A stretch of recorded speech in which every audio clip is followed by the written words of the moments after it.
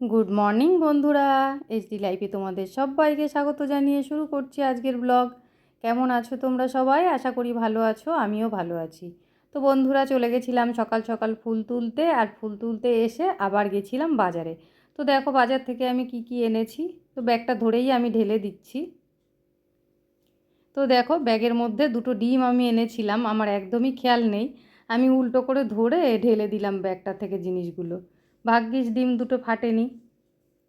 তো যাই হোক বন্ধুরা, দেখো এই যে ফুলকপি, শিম আর একটা বেগুন এনেছি। আসলে আজকে আমি বাজারে সবজি আনতে যাইনি, গেছিলাম মাছ আনতে।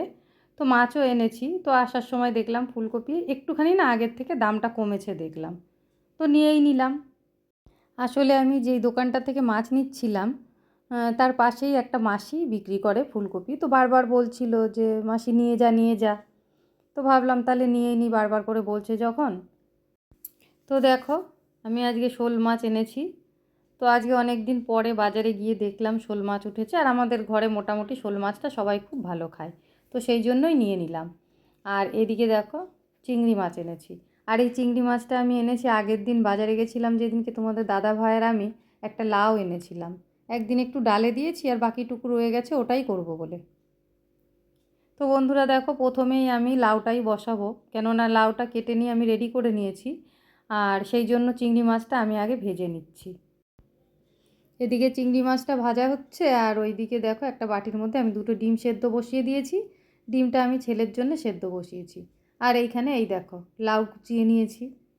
আর পাশে এই যে শোল মাছটা, চিংড়ি মাছ শোল মাছ দুটোই একসাথে আমি ধুয়ে নিয়ে এসেছিলাম। মাছটাতে নুন হলুদ মাখাতে হবে। আর এদিকে দেখো উচ্ছে আর আলু কেটে নিয়েছি সরু সরু করে একদম। শোল মাছের যে মাথাটা, সেই মাথাটা দিয়ে উচ্ছে আলু চচ্চড়ি করব। আর উচ্ছে আলু চচ্চড়ি কিন্তু খুব ভালো লাগে এই শোল মাছের মাথা দিয়ে। আমাদের বাড়িতে শোল মাছ আসলে এই চচ্চড়িটা রান্না হবেই। তো যাই হোক বন্ধুরা, দেখো চিংড়ি মাছগুলো ভেজে তুলে নিয়েছি। আর ওই তেলেই একটুখানি কালো জিরে ফোড়ন দিয়ে দিয়েছি। আর দেখো বন্ধুরা, চিংড়ি মাছ ভাজলে কড়াইতে যেন কেমন সাইডে একটুখানি লেগে যায়। তো দেখো বন্ধুরা, কালো জিরেটা একটু ভাজা ভাজা হয়েছে, এবার এর মধ্যে লাউটা দিয়ে দেবো। তো এই লাউ ঘন্টর মধ্যে আমি সেরকম কিছুই দিইনি, তোমরা তো দেখলেই কালো জিরে ফোড়ন দিয়ে বসিয়েছিলাম। আর একটু কাঁচা লঙ্কা দিয়ে নুন হলুদ দিয়ে করেছি, আর একটু জিরের গুঁড়ো দিয়ে দিয়েছিলাম। তো বন্ধুরা, লাউ চিংড়িটা তো হয়ে গেছে, আমি নামিয়ে নিয়েছি। আর এইখানে দেখো কড়াইটা যেহেতু ধুয়ে বসিয়েছি, এই কড়াইয়ের মধ্যেই আমি একটুখানি গোটা মশলা ভেজে নেব। এই মশলাটা আমি মাছের ঝোলে দেব, যেহেতু শুকনো আছে কড়াইটা, সেই কারণে মশলাটা আগে ভেজে নামিয়ে নেব। তো বন্ধুরা, তোমরা দেখতে পাচ্ছ আমি এর মধ্যে একটু গোটা ধনে দিয়ে দিয়েছি, আর একটু গোটা জিরে দিয়ে দিয়েছি, আর সামান্য একটু তেজপাতা আমি এর মধ্যে দিয়ে দিলাম। একটু ভালো করে ভাজা হলে বেশ সুন্দর একটা সেন্ট বেরোবে, আর আমি নামিয়ে নেব। তো দেখো তেজপাতাটা যেহেতু পরে দিয়েছি, আর কড়াইয়ের সাথে মনে হচ্ছে যেন লাগছেও না। এদিকে লাউ ঘন্টটা নামিয়ে রেখে দিয়েছি, এটা ঢাকা দিয়ে নিই। তো বন্ধুরা দেখো মশলাটা আমি ভেজে নামিয়ে নিয়েছি, এটা ঠান্ডা হোক, ততক্ষণে আমি এদিকে মাছগুলো ভেজে নিই।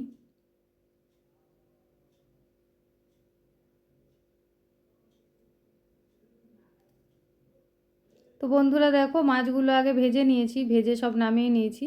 লাস্টে আমি মাছের মাথাগুলো ভেজে নিচ্ছি, কেননা মাছের মাথাগুলো একটু কড়া করে ভাজতে হবে। আর আমি এমনি মাছ রান্না করলে না মাছগুলো একেবারে পুরো লাল করে ভাজি না, কেননা মাছ বেশি ভাজা হয়ে গেলে খেতে ভালো লাগে না। এই দেখো আমি কিন্তু খুব বেশি ভাজিনি লাল করে, একটু হালকাই ভেজেছি।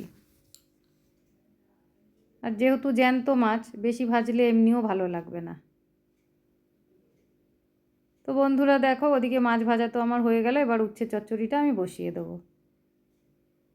তার জন্য কড়াইতে আমি আগেই একটু পাঁচফোড়ন দিয়ে দিয়েছি, আর ওই উচ্ছের মধ্যেই পেঁয়াজ আর লঙ্কা কাটা রয়েছে, সব একসাথেই দিয়ে দিচ্ছি।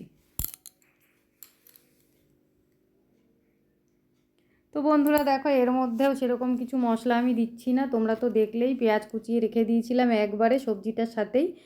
আর একটু হলুদ আর লবণ দিয়ে দিয়েছিলাম, আর সঙ্গে এখন সামান্য একটু জিরের গুঁড়ো দিয়েছি, আর সামান্য একটু লঙ্কা গুঁড়ো দিলাম। তো বন্ধুরা আজও জানো তো সকাল সকাল রান্না করতে শুরু করে দিয়েছি। আজ যেহেতু বৃহস্পতিবার, সকালবেলায় ভেবেছিলাম যে বৃহস্পতিবার দিন তো পুজো দিতে অনেকটা সময় লাগে, আর বেশি বেলা হয়ে গেলে না পুজো দিতেও আমার ভালো লাগে না। তো ভেবেছিলাম যে আজকে সকাল সকাল পুজো দিয়ে তারপরে রান্নাঘরে আসব। তারপর গেলাম ফুল তুলতে সকালবেলায়। ফুল তুলে আবার এসে বাজারে যেতে হলো। বাজার থেকে যখন মাছ নিয়ে আমি বাড়ি ঢুকলাম, তখন চিন্তা করলাম এখন যদি আমি স্নান করে পুজো দিতে যাই, তাহলে আর এসে তোমাদের দাদাভাই খেতে পাবে না। তো সেই জন্য আমি কি করলাম, আগেই রান্নাঘরে ঢুকে গেছি। তো মনে হচ্ছে আজকে তোমাদের দাদাভাইয়ের আসতে অনেকটা দেরি হয়ে যাবে। এখন মনে হচ্ছে যেন আগেই পুজোটা সেরে নিলে ভালো হতো স্নানটা করে। তো যাই হোক বন্ধুরা, এদিকে দেখো মাছের ঝোলটা আমি বসিয়ে দিয়েছি। তো প্রথমে একটু জিরে ফোড়ন দিয়ে আলুটা একটুখানি ভালো করে ভেজে নিয়েছিলাম। তারপরে টমেটো কাটা ছিল সেটা দিয়ে দিয়েছি, আর একটু কাঁচা লঙ্কা বাটা দিয়েছি। আর তেমন কিছু মশলা আমি এর মধ্যে দেবো না, একটুখানি হালকা জিরের গুঁড়ো দেবো। আর তোমরা তো দেখলেই আমি আগে একটা মশলা ভেজে রেখে দিয়েছি, সেই মশলাটাই গুঁড়ো করে এর মধ্যে পরে দেব। তো সেই জন্য আর সেরকম কিছু মশলা আমি এর মধ্যে দিলাম না। একটু হালকা জিরের গুঁড়ো দিলাম, এটা না দিলেও চলতো।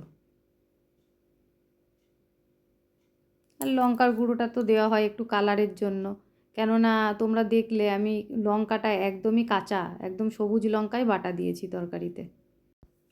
তো এবার জলটা দিয়ে দিলাম, আর জল খুব বেশি দেব না, কেননা মশলার সাথে আলুটা কষতে কষতে প্রথমে তো একটু ভেজেই নিয়েছিলাম, আলুটা কষতে কষতে একেবারেই গলে গেছিলো। তো সেই জন্য একদম অল্প জল দিয়েছিলাম, আর ঝোলটা ফুটেও গেছে, দেখো মাছগুলো আমি দিয়ে দিলাম। ঝোলটা দেখতে হালকা হলেও এইভাবে রান্না করলে কিন্তু ঝোলটা খেতে খুব ভালো লাগে।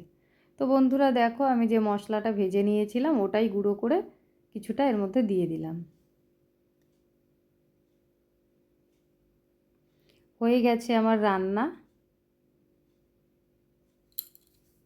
তো দেখো এই যে মাছের ঝোলটা হালকা পাতলার মধ্যে, যেহেতু জ্যান্ত মাছ তাই পেঁয়াজ রসুন দিইনি, হালকা পাতলার মধ্যেই রান্না করেছি। অনেকে কিন্তু বলে শোল মাছটা পেঁয়াজ রসুন দিয়ে রান্না করলেই বেশি ভালো লাগে, কিন্তু আমার আবার জ্যান্ত মাছ না বেশি রিচ করলে খেতে ভালো লাগে না। তো চলো বন্ধুরা, রান্না তো হয়ে গেছে, এবার সব কিছু গুছিয়ে পরিষ্কার করে নিই, কেননা এখন এইগুলো পরিষ্কার করে গ্যাস ট্যাস মুছে আবার যাব স্নান করব, তারপর আবার পুজো দেব। আজকে তোমাদের দাদা ভাইয়ের আসার টাইম কিন্তু পেরিয়ে গেছে, কদিন ধরেই যে টাইমে আসছিল আজকে আবার লেট করছে। তো আমি ভাবলাম আসতে যখন লেটই হচ্ছে, তাহলে আমি তাড়াতাড়ি করে এই কাজগুলো সেরে স্নান করতে চলে যাই, কেননা ও একবার এসে ঢুকে গেলে পারে আমি আর এদিকে স্নানও করতে যেতে পারবো না। আবার ও এসে স্নান করবে, তারপরে তো এসে খেতে বসবে, সেইটুকু টাইম আমাকে বসে থাকতে হবে। তারপর যে কটার সময় স্নান করবো আর পুজো দেবো তার কোনো ঠিক ঠিকানা নেই।